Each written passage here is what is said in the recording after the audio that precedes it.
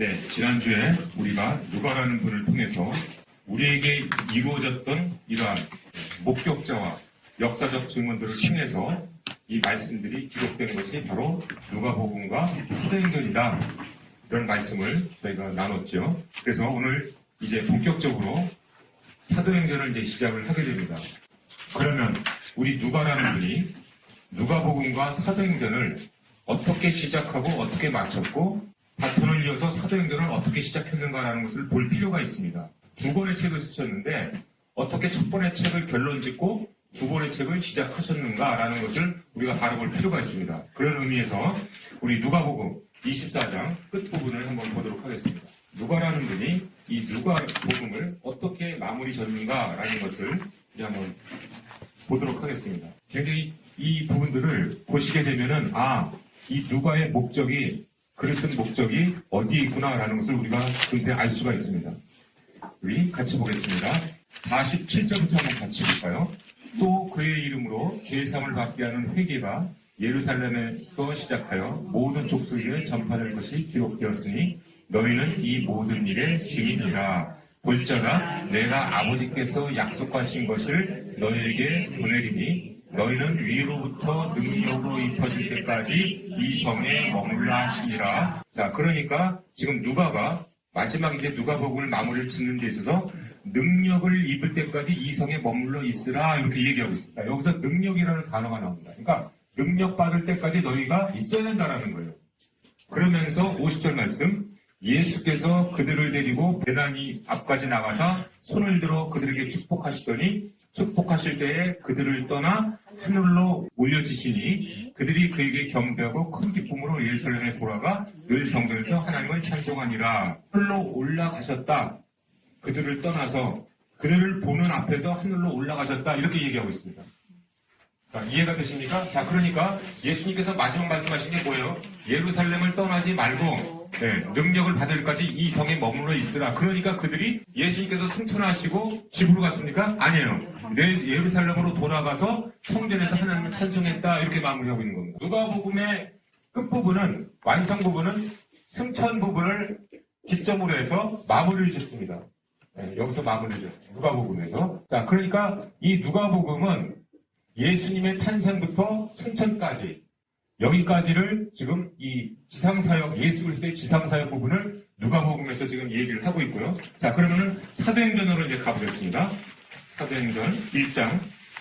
이렇게 해서 이게 연관이 되십니다. 이 첫 책과 두 번째 책이 연관이 될 수가 있는 겁니다. 다시 사도행전 1장에서 보면은 승천 부분이 나옵니다. 여러분들이 많이 잘 알고 있는 말씀입니다. 8절부터 읽어볼까요? 오직 성령이 너에게 임하시면 너희가 권능을 받고 예루살렘과 온 유다와 사마리아와 땅끝까지 이르러 내 증인이 되리라 하시니라. 이 말씀을 마치시고 그들이 보는데 올려져 가시니 이렇게 나옵니다. 거기까지. 자, 여기서도 그들이 보는 데서 올려가셨다 라고 그들이 보는데 이렇게 얘기하고 있습니다. 자, 그러니까 이 누가는 항상 역사적 사실들, 증인들을 배경으로 하고 있어요. 이게 그러니까 승천이 어디 모르게 우리 예수 그리스도께서 이렇게 올라가신 게 아니고 모든 제자들이 보는 앞에서 올려가셨다 이렇게 증인을 강조를 하고 있는 겁니다. 그러면서 또 앞에 말씀 우리 아까 누가복음 여기서 보시면은 승천하시기 전에 부탁하신 게 뭐예요? 능력 받을 때까지 기다리고 있어라 라고 얘기했습니다. 그러니까 사도행전 1장 8절도 보면은 어떤 말씀입니까? 너희가 권능을 받을 것이다 이렇게 얘기하고 있어요. 자, 그러니까 승천에서 이 예수님이 부탁하신 부분은 능력, 권능 이 부분을 강조를 하고 있는 것을 우리가 알 수가 있습니다. 그리고 이 승천 부분은 많은 목격자들이 있었다. 우리가 지난 시간에 누가라는 그 의사, 이 날카로운 이 직업의 이 관을 갖고 있는 이분께서 모든 목격자들을 통해서 이 글을 쓰었다라는 것을 우리가 지난주에 우리가 다뤘었죠. 그걸 통해서 우리가 만일 예수 그리스도의 행적을 따라간다고 하더라도 누가만큼 이렇게 날카롭게 이런 목격자들을 이렇게 면담하고 그런 장소를 방문하고 이런 우리가 과정을 밟을 것입니다. 그렇기 때문에 이제 우리는 이러한 역사적 사실들, 이런 승천, 이런 것들이 과연 사실이었는가라는 것을 의심할 필요가 없는 겁니다. 누가가 그만큼 객관적인 사실로 이런 목격자들을 통해서 누가가. 왜 그러냐면은 누가복음 첫 번째에 뭐라고 그럽니까? 이러한 것들이 우리 중에 이루어졌던 것이 사실인가? 라는 것을 배경으로 해서 내가 이거를 썼다라고 얘기하고 있기 때문에 누가는 맹목적으로 난 믿습니다 그래서 이거를 쓴 것이 아니다라는 거예요. 우리 하나님께서 이 누가라는 사람을 통해서 이 성경 말씀을 쓰게 하신 부분은 우리처럼 믿지 못하는 사람들이 있기 때문에 역사적 사실들, 이런 목격자들을 통해서 이것은 진실이다, 사실이었다라는 것을 우리에게 강조해주기 위해서 이 말씀이 지금 저에게 있는 줄로 믿으시기 바랍니다. 그러니까 우리 예수 그리스도의 승천이라는 이 사건으로 누가복음과 사도행전은 이제 시작되고 있다라는 것을 우리가 알 수가 있습니다. 그러면 예수 그리스도의 승천이라는 부분이 왜 이렇게 중요한 부분이냐라는 거죠. 여기서 우리가 하늘로 올려지시니라고 했습니다. NIV 성경 보면은 was taken up into heaven 이렇게 나와요. 그러니까 수동형을 썼습니다. 자, 이것을 봤을 때 우리 예수 그리스도가 하늘로 올려가신 것은 누구의 행위로 올려가신 거죠? 네, 성부 하나님 통해서 올려가셨다라는 것을 우리가 알 수가 있습니다. 스스로 올라간 것이 아니고 성부 하나님께서 올려주셔서 승천하셨다라는 것을 분명히 얘기하고 있습니다. 또한 예수님의 승천에 대해서는 많은 목격자가 있었다라는 것을 분명히 해요. 그러니까 누가는 항상 역사적 사실들의 범주 안에서 이 성경을 다루고 있어요. 항상. 이게 사실이냐? 그래서 이런 목격자들이 있었다? 이런 것들을 역사적 사실이다라는 것을 우리가 강조하고 있는 겁니다. 근데 여기서 중요한 부분이 있습니다. 여러분들 사도가 누굽니까? 사도의 정의가 뭐예요? 그러니까 예수님과 함께 하셨던 사람들만 사도입니까? 그게 뭘 뜻하는 거냐라는 거예요. 예수님과 함께 하신 분들이 사도인데, 사도인데, 나중에 우리가 이제 사도행전에 보면 마띠아를 세우는 일이 나옵니다. 마띠아를. 가로 유다 대신에 한 사람을 세우는, 거기서도 이제 그 마띠아를 세우기 위한 조건, 사도를 대신한, 한 사람 빠진 그거를 대신할 사람이 누구냐? 어떤 자격이 되어야 되느냐라고 얘기하는 것이 있기 때문에 사도는 이런 자격이 있어야 되는 사람이 사도구나 라는 것을 우리가 알 수가 있어요. 그 말씀이 어디냐면 사도행전 1장 21절에서 22절 말씀입니다. 베드로가 사도가 되기 위해서는 어떤 사람이 사도냐라는 것을 지금 얘기하고 있는 거예요. 자, 같이 한번 보겠습니다. 이러함으로 요한의 세례로부터 우리 가운데서 올려져 가신 날까지 주 예수께서 우리 가운데 출입하실 때에 항상 우리와 함께 다니던 사람 중에 하나를 세워 우리와 더불어 예수께서 보라심을 증언할 사람이 되게 하리라 하거늘. 자, 그러니까 지금 이 말씀이 뭐냐면은 이제 가룟유다 대신에 가룟유다가 죽었으니까 대신에 한 사람을 세워야 되겠는데 어떤 사람이 되어야 되는가라고 얘기했을 때 21절 말씀 보세요.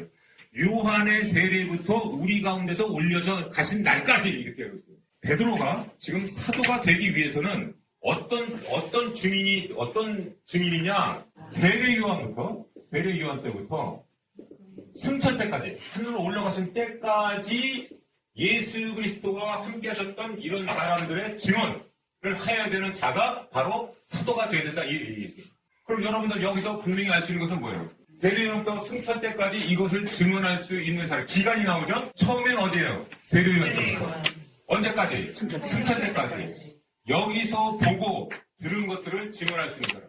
베드로가 그러니까 이 승천을 봤어요? 못 봤어요?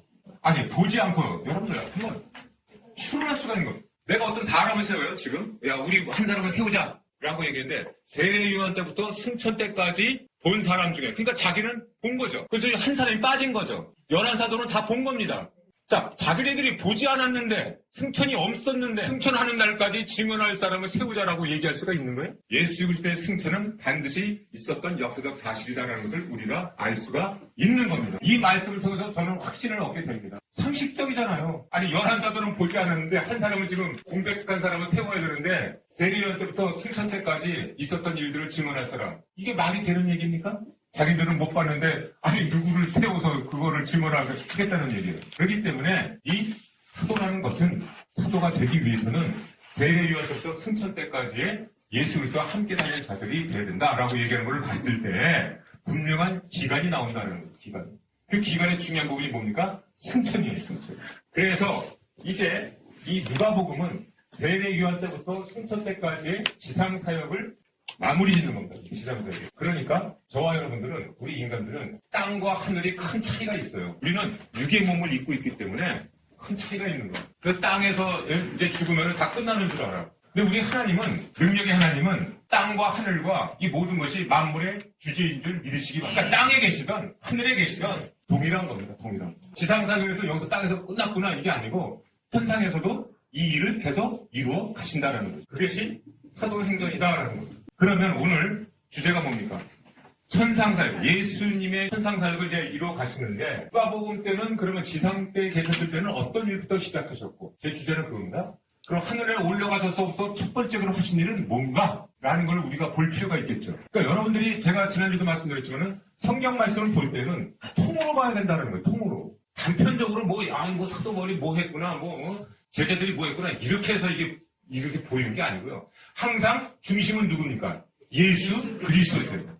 예수 그리스도께서 무슨 일을 하셨는가라는 것을 바라볼 때만이 이 성경이 보이는 겁니다. 사람 중심으로 볼 때는 이게 안 보이는 거예요. 예수님이 어떻게 일을 이루어 가시는 것을 볼 때, 그것은 하나의 사람은 도구에 불과한 것을 우리가 알 수가 있어요. 그렇기 때문에 이 지상사역과 천상사역은 똑같이 일의 순서가, 사역의 순서가 똑같이 나타난다는 것을 우리가 알 수가 있어요.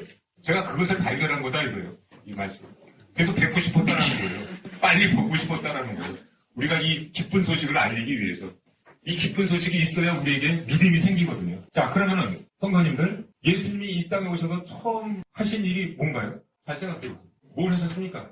사역을 시작하실 때 성령 세례 받으셨잖아요. 그러니까 예수 그리스도의 사역은 하나님의 이 사역에서 가장 첫 번째 중요한 부분이 뭐예요? 성령 세례입니다. 성령 세례. 자, 그런데 성도님들, 예수님이 왜 성령을 받으셨나요?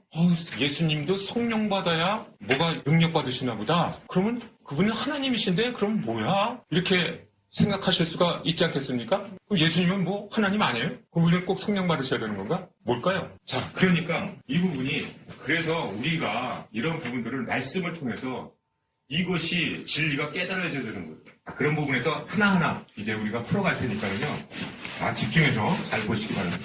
자, 먼저 이 성령 세례, 이거 이제 우리가 구체적으로 이따가 나눌 거고요. 먼저 우리가 아까 항상 그러죠. 통으로 먼저 봐야 되는데, 도대체 예수님의 부활과 승천 사이에, 예수님이 죽으셨잖아요? 네, 죽으시고 승천하시기까지, 이 부활하실 때까지의 잠깐 동안의 기간이 있었어요. 40일 동안. 40일 동안의 기간이 있었는데, 이 40일 동안에 예수님이 제자들에게 나타나셔서 하신 말씀이 있어요. 강조하신 부분이 있다고. 그게 뭐냐라는 게 굉장히 중요하겠죠. 그게 뭔가요? 사도행전 1장 3절 말씀. 그가 고난받으시며 또한 그들에게 확실한 많은 증거로 친히 살아계심을 나타내사, 많은 증거로 이제 살았다는 것을 나타내셨고, 40일 동안 그들에게 보이시며 뭐를 말씀하셨나요? 하나님의 나라에 대해서 얘기하셨어요. 여기서 중요한 부분이 하나님의 나라에 대해서 얘기하십니다. 그러니까 여러분들이 이 성령을 이해하기 위해서는 하나님 나라를 얘기해요. 예수 그리스도께서는 강조하시는 것이 하나님의 나라가 임했다. 니네들이 이제 하나님의 나라의 일을 해야 된다. 이 얘기하는 거예요. 그러니까 예수님의 이 지상사역에서도 세례 요한이 뭐라고 그러나요? 회개하라. 하나님의 나라가 이제 왔다라는 거예요. 그러니까 먼저 우리가 예수님의 지상사역, 마가복음 1장 15절 말씀을 볼까요? 그러니까 전체를 우리가 같이 이해를 해야 이 성령의 무슨 의미를 갖는 것이고 우리가 무엇을 해야 되는지를 알 수가 있는 거예요. 자, 보시겠습니다. 1장 15절. 이르시되 때가 찼고 하나님 나라가 가까웠으니 회개하고 복음을 믿으라라고 했습니다. 예수님께서 하신 말씀이에요. 처음 지상사역 처음 할 때 성령 세례 받으시면서 하나님 나라가 왔다. 그리고 부활 때 잠깐 부활하시고 40일 동안에 제자들에게 하신 말씀이 하나님 나라를 지금 얘기하고 계신 거예요. 40일 동안. 그래서 성령을 받으라. 능력을 받아야 된다. 이렇게 얘기하거든요. 자, 여기서 우리가 그래서 정리해서 알 수 있는 것은 성령은 왜 받아야 되나요? 왜 능력을 받아야 되나요? 하나님의 나라를 이 일을 하기 위해서는 뭐가 필요한 겁니까? 성령의 능력이 필요하다라는 거예요. 예수 그리스도께서 하나님 나라를 이 땅에 이루기 위해서 이 땅에 오셨는데 그래서 성령의 능력이 필요한 것이고 왜 예수 그리스도께서 성령을 받으셔야 되는가? 예수님이 이 땅에서 하셨던 일들은 모든 것이 우리에게 본을 보여주시기 하기 위해서 하신 거예요. 본을 보여주시기 위해서 예수 그리스도는 온전히 우리에게 보이신 거예요. 그러니까 하나님 이 지상사역에서 예수 그리스도께서 첫 번째 성령 세례 받으셨잖아요. 그것도 내가 이제 이 하나님 나라의 일을 하는데 모든 것은 내가 성령을 받아서 이렇게 하고 있는 것이다 라고 강조하시기 위해서, 보여주시기 위해서 성령 세례를 받으신 줄 믿으시기 바랍니다. 내가 이 일을 하는 것은 성령으로 하고 있다. 성령의 능력으로 이 귀신이 물러가고 있다. 이 성령의 능력으로 내가 병 고치고 있다. 이렇게 지금 예수님이 얘기하고 계시는 거예요. 그러면 도대체 하나님 나라가 뭐냐라는 거예요. 하나님 나라가 뭐냐. 그러니까 여기서 이제 제자들이 헷갈린 거예요. 하나님 나라를 얘기하니까. 그래서 6절 말씀해 보세요. 그들이 모였을 때 예수께 여쭈어 이르되 주께서 이스라엘 나라를 회복하심이 이때이니까 라고 얘기합니다. 자, 그러니까 하나님 나라를 지금 헷갈리는 게 뭡니까? 이 제자들은 헷갈리는 게 뭐예요? 네, 이거하고 헷갈리는 게 이스라엘 나라라고 지금 헷갈리고 있어요. 이스라엘 나라. 자, 그러니까 우리 인간들은 나라 그러면 뭘 얘기하고 있어요? 우리 대한민국 뭐 이런 게 이제 나라로 본 거예요. 그렇지 않겠습니까? 당연하지 않겠어요. 하나님 나라 그러니까 그 당시에는 뭐 식민지도 식민지고 뭐 하다 보니까 어이구 이제 우리 이스라엘이 이제 독립돼서 이제 해방되는 겁니까? 이렇게 지금 얘기하고 있는 거예요. 메시아를 기다리는 게 그거거든요. 근데 우리 주님은 지금 뭘 얘기하고 있어요? 이게 나라가 아니고 하나님 나라가 나라인데 지금 권능을 맞아야 된다 지금 얘기하고 있는 거예요. 자, 그러니까 우리가 여기서 공부해야 할 것은 뭡니까? 하나님 나라가 뭐며 무엇이냐 도대체 하나님 나라가. 그리고 능력 받으면 어떻게 되는 건가? 이게 핵심이에요. 오늘 공부하는 거예요. 이스라엘 나라가 하나님 나라가 아니죠. 그러니까 왜 나라자를 붙였냐라는 거예요. 왜 나라자를 붙였냐. 나라라는 부분은 뭐가 들어가야 됩니까? 주권, 통치, 능력이 들어가요. 대한민국 능력이 있어야 돼요? 없어야 돼요? 나라가 능력이 없으면 어떻게 돼요? 우리 다 당했잖아요. 나라라는 의미에는 이 통치가 되려면 주권하심이 있으려면 뭐가 있어야 되는 겁니까? 능력이 있는 거예요. 그러니까 나라라는 개념에는 성도님들 능력을 내포하고 있어요. 능력을. 통치에는 능력이 있다는 거예요. 우리나라도 능력이 있어야 나라의 주권이 있는 것이고 통치를 할 수가 있는 겁니다. 능력은 어디서 옵니까? 국민의 주권에서 오는 거예요. 그게 헌법에 있는 거죠. 국민의 힘, 능력이 있기 때문에 이 나라가 지탱되고 있는 겁니다.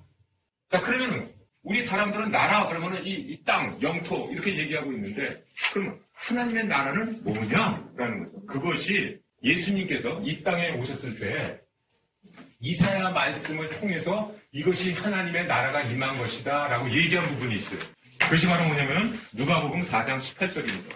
그래서 이 말씀은 특별히 예수님께서 이사야 말씀의 두루마리 성경책을 피시면서 사람들에게 알리신 거예요. 그래서 이 하나님의 나라는 항상 쌍을 이루고 있는 것이 뭐냐면 성령입니다. 성령.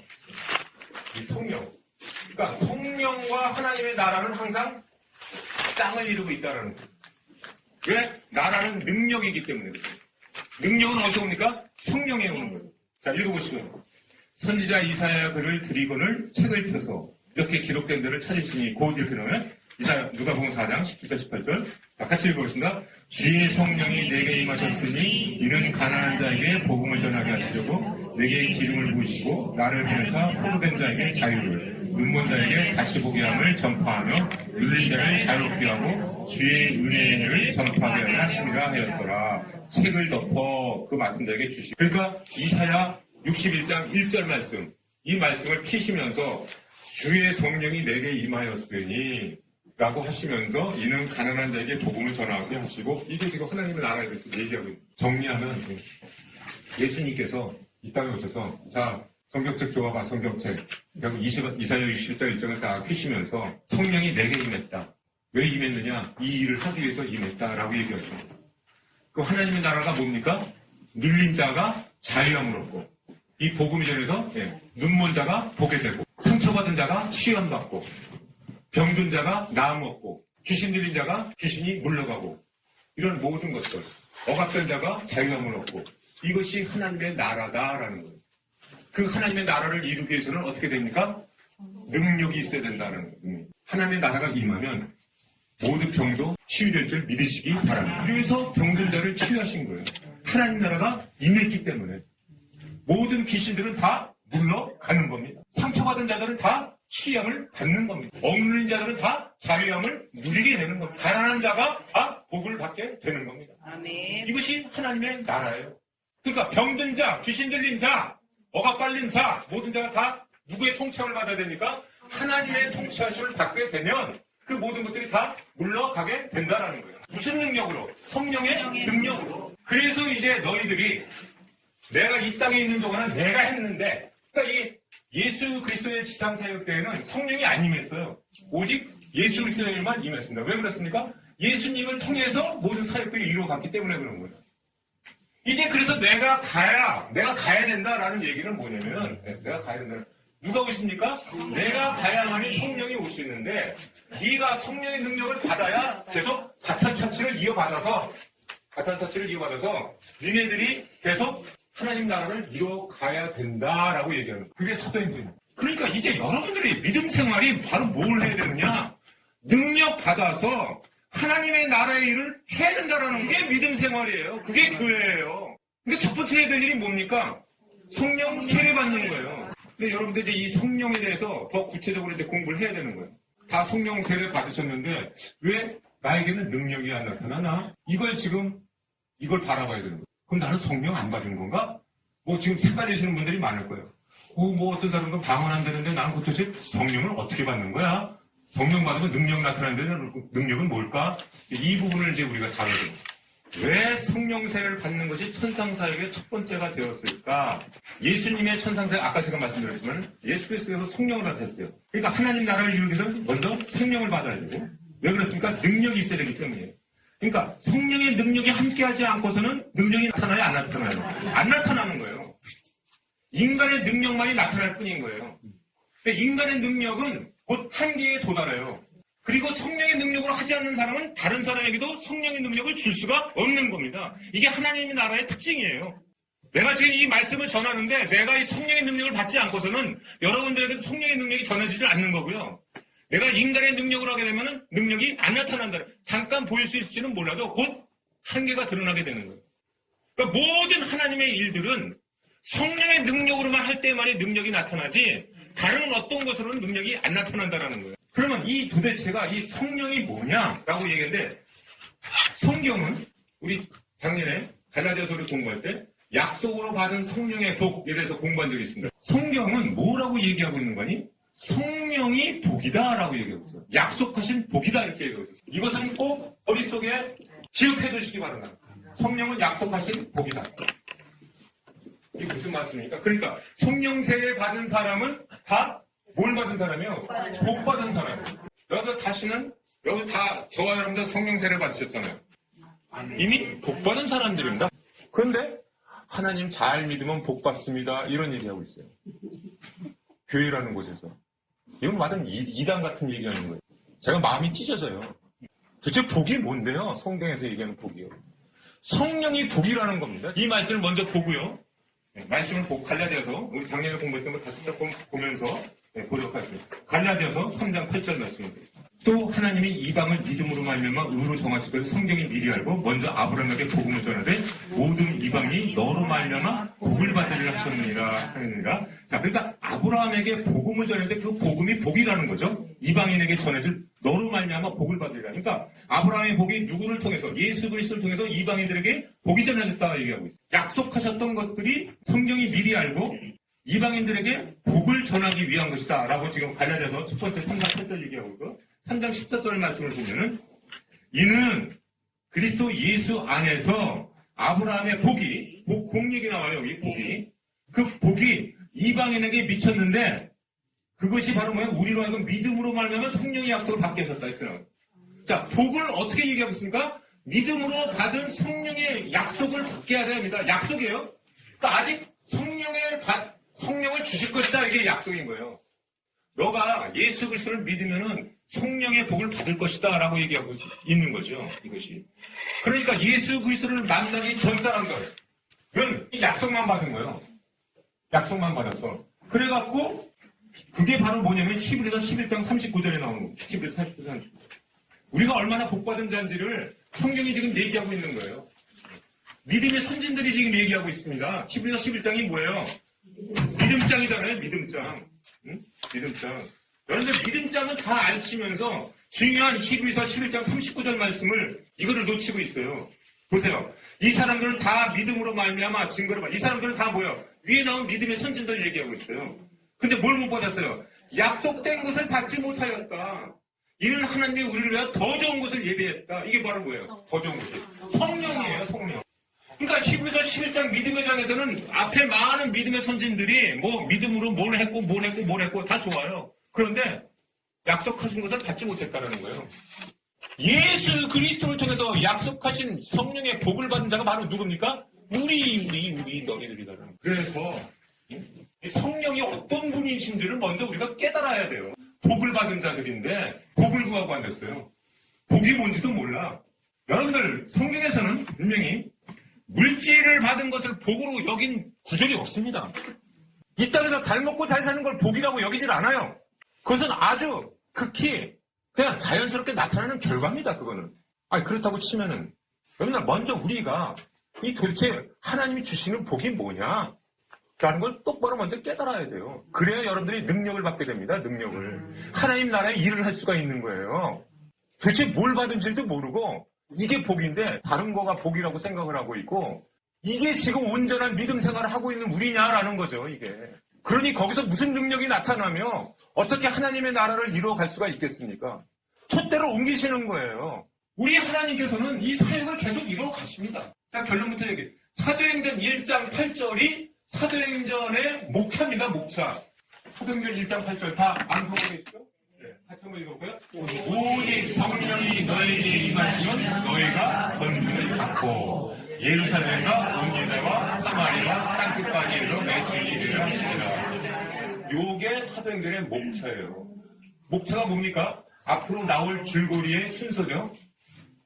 그러니까 오직 성령이 너에게 임하시면 너희 권능을 받고. 그러니까 첫 번째는 성령 받고 권능 받는 것을 먼저 목차로 나오는 거예요. 항상 성령은 성령 받고 권능 받는 거가 시작하는 거예요. 그래갖고 예루살렘 얘기가 나옵니다. 예루살렘에서 이제 오순절날 막 성령 받고 막 기도합니다. 그 다음에 뭐예요? 유다가 나옵니다. 유다. 거기서 이제 이 핍박이 일어납니다. 핍박이 일어나고 그래서 이 8장까지 해갖고 그들이 어디로 흩어집니까? 사마리아로 흩어집니다. 사마리아. 그래서 빌립이 사마리아에서 에디피아 네시에게 복음을 전하고 하죠. 예루살렘과 온 유다 사마리아. 그 다음에 사도행전 9장서부터가 뭐가 나옵니까? 이제 바울이 나옵니다. 바울은 그래서 어디까지 복음을 전합니까? 로마까지. 근데 사도행전 1장 8절은 끝이 뭡니까? 땅끝까지. 그럼 이 땅끝까지는 누가 하는 거예요? 사도행전은 액트. 행정이라는 거는 사도의 행정. 사도의 행정은 로마까지밖에 없어요, 지금. 그럼 하나님 나라가 로마까지입니까? 땅끝까지라고 그랬죠. 지금 이 예수 그리스도의 사역이 지금 어떻게 진행되고 있는가? 누구를 통해서 가야 되는 것인가? 우리에게 바라시는 것이 뭔가? 라는 것을 이 말씀을 통해서 우리에게 분명히 보여주고 있는 겁니다. 그러니까 사도 바울이 행한 것이든 베드로가 행한 것이든 뭐가 행한 것이든 김성진이가 행한 것이든 다 똑같이 성령의 능력을 받으면은 예수 그리스도의 천상 사역을 이루어 간다라는 거예요. 사람만 바뀌는 것뿐입니다. 시대가. 그 성령님들이 사람 중심으로 보니까 이게 안 보이는 거고요. 예수 그리스도의 중심으로만 이게 다 보이는 겁니다. 이게. 그래서 먼저 이 성령이 뭐냐? 아직도 마음속에 이 성령이 무슨 복이야? 라고 여기실까봐 제가 왜 성령이 복인지를 나름대로 또 정리를 해봤어요.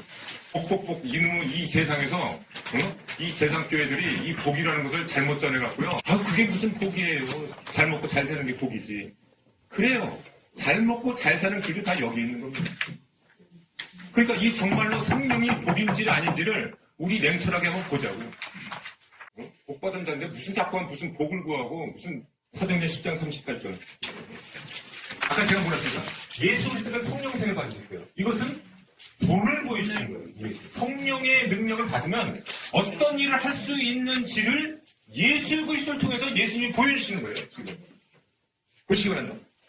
하나님이 나사렛 예수에게 성령과 능력을 기름부터 하셨음에 여기서 사실 성령을 기름부터 하셨음에 라고 할 수도 있어요. 근데 성령은 뭐예요? 능력이다라는 것을 보여주기 위해서 말씀에서 성령과 능력을 이라고 하고 복수를 쓰고 있어요. 그러니까 예수님이 하신 능력은 다 누구의 능력입니까? 성령의 능력으로 뭘 하셨어요? 그가 두루 다니셔갖고 선한 일을 행하시고 마귀에게 눌린 모든 사람을 고치셨으니 이는 하나님이 함께 하셨습니다. 자, 여기서 여러분들 예수님이 귀신 고치시고 병 고치시는 거 누구의 능력 갖고 하신 거라고요? 성령의 능력. 절대로 예수 그리스도의 신성을 갖고 이것을 하신 것이 아니다라는 거예요. 아니 여러분들 상식적으로 예수님의 신성 갖고 이걸 하셨다고 그러면은 너는 나를 본받으라라고 얘기할 수가 있는 거예요. 인간 피조물이 어떻게 신을 본받습니까? 신이 하는 일을 어떻게 해요 우리가? 아니라는 거예요. 인간이 내가 사람으로서 성령의 능력에 힘을 입어서 이거 한 거기 때문에 너희도 할 수 있다라는 거예요. 이것이 성령의 능력을 한 것을 보여주시기 위해서 예수 그리스도도 성령 세례를 받으신 겁니다. 곳곳에 나옵니다. 곳곳에 나와요. 마태복음 12장 28절. 하여튼 예수님은 어떤 능력을 행하실 때 전부 다 이 말씀을 하세요. 그러나 내가 하나님의 성령을 힘입어 귀신을 쫓는 것이면 하나님의 나라가 이미 너에게 임하였느니라. 아까 하나님의 나라에 대해서 누가복음 4장 말씀에서 하나님의 나라가 뭐냐라는 걸 얘기했죠? 귀신이 쫓아내지는 게 하나님의 나라예요. 그래갖고 능력 갖고. 그 지금 예수님이 뭐라고 했어요? 누굴 힘입어 산다고요? 성령을 힘입어 있다. 놀라운 말씀을 제가 보여드릴게요. 요한복음 14장 12절. 예수님이 하신 말씀이에요. 같이 읽어볼까요? 내가 진실로 진실로 너에게 이르노니 나를 믿는 자는 내가 하는 일을 그도 할 것이요 또한 그보다 큰 일도 하리니 이는 내가 아버지께로 가리라. 잘 보셔야 됩니다. 지금 내가 이르노니 믿는 자는 뭘 할 수 있다고요? 내가 하는 일보다도 더 큰 일을 할 수 있어. 그렇게 하고 끝났습니까? 이게 아니고 이는 나와요. 이는이라는 게 뭐예요? 그렇게 된 이유는 내가 아버지께로 감이라. 여기는 뭐가 숨겨져 있나요? 내가 아버지께로 가면 누가 오시나요? 성령님이 그렇죠. 오신다. 그렇죠. 이제 이해가 되십니까? 그러니까 내가 예수님보다도 더 큰 일을 우리를 할 수 있다 없다? 있다.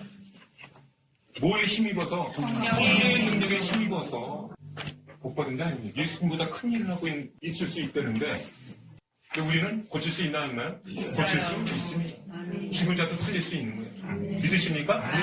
성령이 함께 하시면은, 성령이 임하시면은 못할 일이 없는 줄 믿으시기 바랍니다. 성령은 받았는데, 그러니까 복은 받았는데, 그럼 복을 어떻게 되는 거예요? 복을 누려야 되잖아요. 누려야 돼.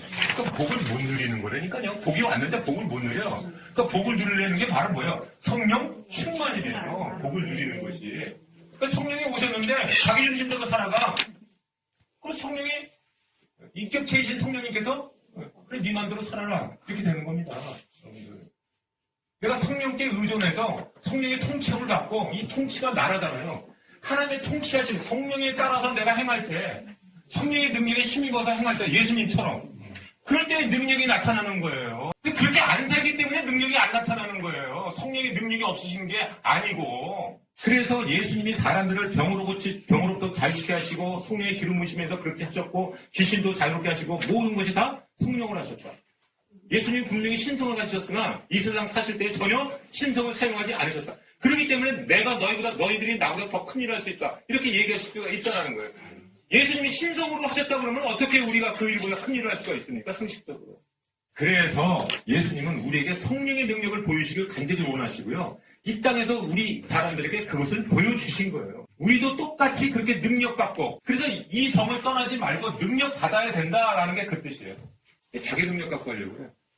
성령의 능력을 의지해서 안 하려고 그래. 능력이 나타나나요? 첫 번째. 그러니까 여러분들 능력이 보기시죠? 사도 바울도 고린도서 2장 4절에 그래. 내 말과 내 전도함이 지혜이고 나는 말로 하지 않고 다만 성령의 나타남과 능력으로 하여 이렇게 얘기하고 있습니다. 너희 믿음이 사람에 있지 않고 하나님의 능력에 있게 하나였노라 이렇게. 자, 사도 바울도 지금 내 말과 내 전도함이 누구의 능력 갖고 하고 있다고요? 성령의 능력 갖고 하고 있다 이렇게 얘기하고 있어요. 그러니까 모든 예수님도 그렇고 사도 바울도 그렇고 우리 모두가 다 능력은 다 어디서 나오는 거다? 성령의 능력으로 하는 것이다. 고치는 능력, 귀신 쫓는 능력, 치유하는 능력, 모든 능력의 원천을 내가 소유하고 있기 때문에 나는 복받은 자다. 어떤 복이 있나요? 하나님께서 우리에게 은혜를 주시기 깨닫게 하시는 게 성령이래요. 고린도서 2장 12절에 있습니다. 그럼 도대체 이게 또 왜 복이냐라는 것을 제가 한번 묵상해보면 고린도서 2장 12절 11절까지 다시 볼까요? 같이 묶어서 보겠습니다. 사람의 일을 사람의 속에 있는 영외에 누가 알고 이와 같이 하나님의 일도 하나님의 영외는 아무도 알지 못하는 우리가 세상의 영을 받지 않는 곳에 하나님께로 온 영을 받았으니 이는 우리로 하여금 하나님께서 우리에게 은혜로 주신 것들을 알게 하려 하십니다. 저는 왜 이것이 이게 은혜로 알게 하는 게 누가 하시는 거라고요? 성령께서 하시고 있다. 여러분들 이게 왜 복일까라는 거예요. 제가 정리해요. 앞에 11절 말씀 보면 뭐라고요? 사람의 영외, 사람 속에 있는 것은 누가 알려? 내 속에 있는 거, 내가 무슨 생각 갖고 있는 거, 여기 아시는 분 있어요? 모르죠? 마찬가지로 하나님의 마음을 누가 아시나요? 네, 하나님의 영밖에 알 수가 없는 거예요. 하나님이 뭘 생각하시는 것을 안다. 하나님이 지금 어떤 생각을 갖고 계시는 걸 알고 싶지 않으세요? 그래서 알게 된다는 거예요. 그래서 성령은 하나님의 깊은 곳까지도 통달하십니다라는 거예요. 그러니까 성령이 또 그다음에 뭐냐? 내가 하나님이 무슨 생각하시는 것을 알 수 있다라는 거예요. 이게 아버지의 마음을 알고 아버지의 뜻을 알고 아버지가 뭘 계획하시는 것을 안다면 우리 하나님이 그거보다 복된 자가 있나요? 또 은혜를 알게 된다. 자, 여러분들이 왜 은혜를 안 구합니까? 은혜가 은혜인지 모르기 때문이에요. 이게 정말로 하나님의 은혜라는 것을 안다면 계속 은혜를 구합니까? 못 구합니까? 은혜를 모르면은 감사도 없고요. 은혜를 구하지 않는 겁니다, 이게. 왜 은혜를 못 받나요? 받은 거를 도대체 내가 뭘 받았는데? 라고 여기기 때문에 은혜를 못 구하는 거예요. 근데 내가 은혜를 알면은 계속 은혜를 구하게 돼 있는 겁니다. 하나님의 은혜를 받는 게 복 아닌가요? 그러니까 그 은혜를 깨닫게 하는 게 내가 할 수 있는 건가요? 아닌 거예요. 그래서 제가 두 번째로 적는 게 성령의 복은, 성령이 왜 복인가라는 것은 은혜로 깨닫게 되는 게 성령이구나. 은혜 받는 게 복이잖아요. 내가 은혜를 깨달아야 은혜를 구하거든요. 그렇기 때문에 이게 복이구나라는 걸 제가 깨닫게 됐어요. 그건 아까 말씀드린 하나님의 깊은 것까지도 알죠. 하나님의 깊은 것까지 알게 되면 어떤 복이 있는 줄 압니까? 요한복음 16장입니다. 요한복음 16장 23절. 23절이 중요해요. 그날에는 너희가 아무것도 내게 묻지 아니하리라. 이게 중요한 거예요. 아무것도 내게 묻지 않는 날. 그렇구나. 이게 무슨 얘기예요? 그러면 묻지 않으면 어떻게 돼요? 무엇이든지 내 이름으로 구하면 주시겠다. 자, 왜 묻지 않게 될까요? 알기 때문에 하나님이 뭘 뜻하시는, 뭘 생각하시는 다 알아. 물을 게 없는 거예요. 주님, 저에게 왜 이런 일이 일어납니까? 이것도 하나님과 깊은 것을 알게 되면, 그래서 사도 바울이 그렇게 자기 눈을 위해서 기도하다가 내 은혜가 네게 좋거든요. 이걸 알게 됐다는 거죠. 누가 알게 해주신 건가요? 하나님께서 알게 해주신 거예요. 그러니까 그렇군요. 그러니까 성령께서 하시는 일이 하나님의 깊은 곳까지 통달하게 하시고 이제 더 이상 물을 것도 없고 무엇인지 내 이름으로 구하는 것은 다 응답받게 되는 그런 복을 받게 되는 겁니다. 우리는 그러니까 복을 다 지금 소유하고 있어요. 더 중요한 거 구원이 뭔가요? 우리 몸은 뭐로 구성되어 있나요? 영, 혼, 육입니다. 갈라디아서나 모든 성경 말씀을 지금 보면은 이 성령은 뭐를 지금 타겟으로 하고 있나요? 육체의 본능은 성령을 거스리고 성령은 육체. 이 육. 아시겠습니까? 이 육에 대해서 성령은 계속 지금 얘기해요. 왜? 이 육의 거룩함, 이 거수형 성령께서 이 육에 대해서 계속 지금 말씀하고 있어요. 자, 우리가 믿으면 뭐가 구원받습니까? 영혼이 구원받는 거예요. 자, 베드로전서 1장 9절 말씀. 믿음은 뭘 구원받습니까? 영혼의 구원을 받으리라. 1장 9절. 믿음의 결국 곧 영혼의 구원을 받음이라. 자, 그러니까 이 믿으면 우리 영혼은 곧 구원받습니다. 이건 믿음으로 되는 거예요. 자, 우리가 그러니까 지금 당장이라도 죽으면 영혼은 구원받나요? 안 구원받나요? 구원받는 겁니다. 우리가 믿음으로 구원받아요. 그런데 이 육은 지금 어디에 있나요, 우리가? 땅에 있습니다. 땅에 있어요. 이 땅은 언제 부활하나요? 예수 그리스도의 재림 때. 그 말씀이 어디 있나요? 데살로니가서 4장 16절 17절 말씀을 중요하니까 시간 가도 한번 더 보겠습니다. 데살로니가 4장 16절. 주께서 호령과 천사장의 소리가 하나님의 나팔 소리로 친히 하늘로부터 강림하시니 그리스도 안에서 죽은 자들이 먼저 일어나고. 거기까지. 자, 예수님이 재림하시면 누가 먼저 일어납니까? 죽은 자들이 먼저. 무덤에서 죽은 자들, 지금 죽은 자들 있잖아요. 그 자들이 부활의 첫 열매이신 예수 그리스도가 재림하시면은 죽은 자들이 먼저 이 몸이 부활된다. 죽은 자들이랑 그 다음에 우리 산자도 그 다음에 공중으로 끌어올려 이렇게 해요. 자, 우리 몸도 그 당시에 예수 그리스도께서 재림하시면은 그 당시에 산자가 어떻게 되는 겁니까? 끌어올린다. 만약에 예수님이 내일 오시면 우리는 어떻게 되는 거예요? 공중으로 우리 몸은 끌어올린다. 근데 누가 먼저 일어납니까? 죽은 자들이. 우리보다 먼저 죽은 자들이 먼저 죽은 자들이 무덤에서 일어나 부활되고 그다음에 우리 몸이 됩니다. 자, 제가 왜 이 말씀을 드리는 건지. 자, 우리 영혼은 믿음으로 구원받는데 이 육이 다시 살림을 받는 게 누구가 하는 겁니까? 그게 성령께서 하시는 일이에요. 로마서 8장 12절 14절. 예수를 죽은 자 가운데 살리신 이의 영이. 자, 성령이죠. 네. 예수를 죽은 자 가운데 살리신 이의 영이 너희 안에 거하시면, 성령이 너희 안에 거하시면 그리스도 예수를 죽은 자 가운데 살리신 이가, 살리신 이가 누구예요? 하나님이죠. 하나님. 예수를 죽으면서 살리시니까 하나님이 너 안에 거하시는 그의 영으로 말미암아 너희 죽을 몸도 살리시리라. 그러니까 하나님께서 너희 몸에 거하시는 성령으로 말미암아 너희 죽을 몸도 어떻게 된다고요? 살리신다라는 거예요. 그래서 그러므로 형제들아 이렇게 나오는 거예요. 그래서 그러므로 형제들아 우리가 너희가 육신대로 살면 반드시 죽을 것이로되 영으로서 몸의 행실을 죽이면 살리니 이렇게 얘기했어요. 여러분들이 왜 거룩하게 살아야 되는 것인지 성령께서 하시는 일이 뭔지를 알으셔야 되는 거예요. 여러분들 그러니까 영지주의라는 게 뭐예요? 아니 몸뚱아리 여러분들 난 믿음으로 구원받았으니까 나는 죄 짓고 살아도 돼. 몸뚱아리를 계속 몸의 행실을 육신대로 살면 어떻게 된다고요? 반드시 죽을 것이다. 그거는 믿지도 않는 자일 뿐더러 여러분들 주께서 믿잖아요? 믿는데도 계속 육신대로 살면 어떻게 되더라고요?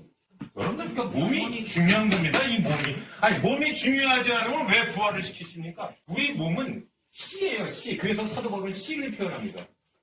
씨. 씨 아시잖아요. 사과나무가 이렇게 있어요. 사과나무가 피려면 뭐가 땅에 심겨져야 돼요? 씨예요, 씨. 그러니까 우리 몸은 지금 씨예요.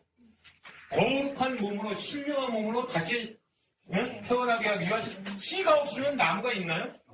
없는 겁니다, 여러분. 우리의 몸에 씨가 있었기 때문에 우리의 거룩한 몸이 이제 날 수 있는 겁니다. 몸이 중요한 거예요, 육이. 영혼만 중요한 것이 아니고. 또 몸만 중요하냐? 아닌 거예요. 영혼이 중요한 거예요. 그러니까 영혼, 육이 합쳐져야 우리 몸이 온전해지는 거예요. 그러니까 구원의 완성이라는 것은 영과 혼과 육이 다 어떻게 되는 거예요? 믿음이 있고 거룩하게 살아야 된다는 거예요. 그 거룩하게 살도록 도와주시는 분이 누굽니까? 성령이세요. 왜? 마지막에 이 몸에 이 구원을 이루기 위해서 몸의 행실을 더럽게 하지 않게 하시는 것이 성령께서 하시는 거예요. 그러니까 구원의 완성도 성령의 도우심이었으면 돼야 안 돼요.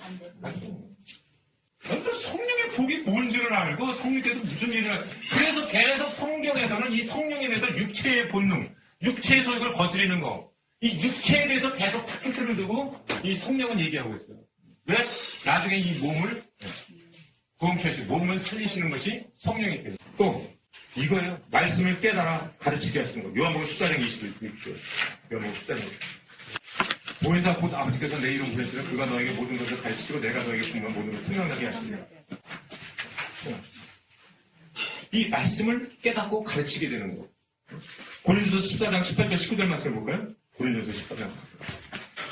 그러나 교회에서 네가 남을 가르치기 위하여 깨달은 마음으로 5마디 말을 하는 것이 1만마디 강언으로 말하는 것보다 나으니라. 여러분들 이 가르치는 말로 5마디 말로 교회에서 이렇게 가르치는 말이 1만마디 강언하는 것보다 훨씬 낫다라고 지금 사도 바울은 얘기해요. 그러니까 이 말씀으로 가르치는 거 이게 누가 하시는 일이에요?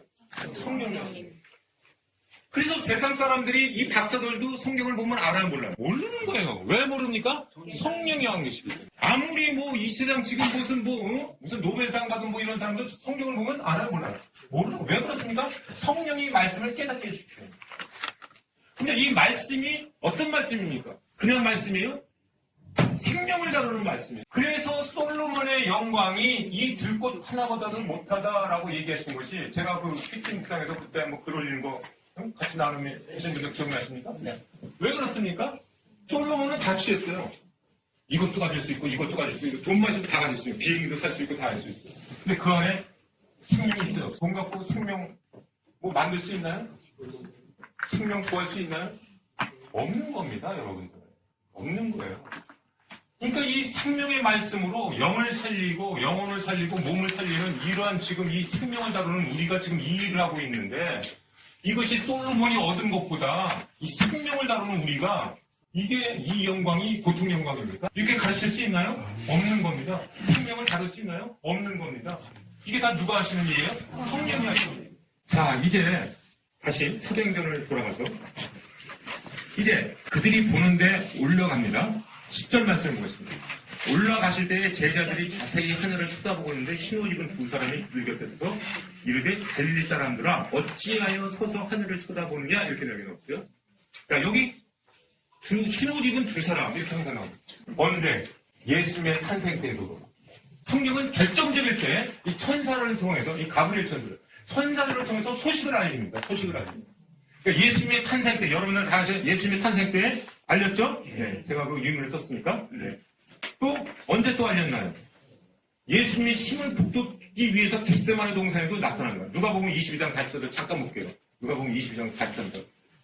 결정적인 순간이에요. 이것도 지금 예수님께서 굉장히 힘들어하실 때 천사가 하늘로부터 예수께 나타나 힘을 더하더라 이런 말씀이 나오죠. 또 빛나는 옷을 입은 두 사람이 예수님의 부활을 여자들에게 선포할 때 누가복음 24장 4절 이로 인하여 근심할 때 문득 찬란한 옷을 입은 몇 사람? 두 사람 이 곁에 있는지라. 저는 그래서 이 묵상할 때 이 똑같은 이 두 천사로 저는 여기고 있어요. 그러니까 오늘 지금 승천할 때에도 이 두 사람이 지금 나타나서 얘기하고 두 천사가 나타나서 얘기해요.